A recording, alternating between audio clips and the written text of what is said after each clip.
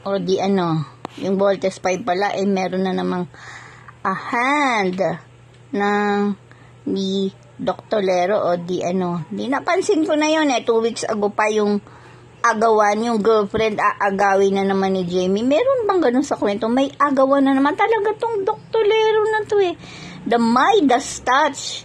Di pala Midas kasi yung Midas pala ginto yung nagiging epekto ito. Susan Hungre.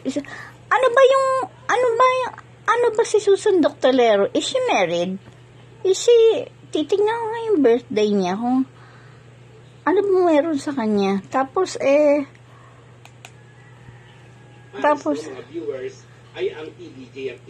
tapos nga, yan. Ngayon daw meron na naman sex something.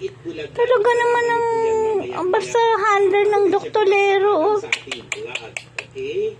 Ito naman, yung mga fans naman, at supporters, of course, production ng Voltes 5 ay pinalagan nila yung kwento, yung mga kumakalat sa social media na 2 weeks ago pa nag-agawan na bumitiw yung mga iba pang, yung mga maraming viewers ng Voltes 5 ay dahil nga nagkaroon ng parang Viva Max na eksena si Martin De Rosario at si Lizelle Lopez na napababalitang magsyota na ang sabi naman po ni Suset Doctorero at sa production siyempre ng Voltes 5, hindi naman daw bastos yung eksenang yun, kundi nakahiga talaga naman tong babaeng to.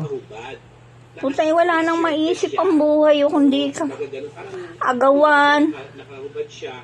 Tapos wala nang mag-aagawan. Walang ganung wala daw pinakitang kissing scene. Ayan ang ano ng PPA Entertainment ang balita ni Peter. Tinatalo na ni Tanggol ang Voltes 5 ng 1%. Ayan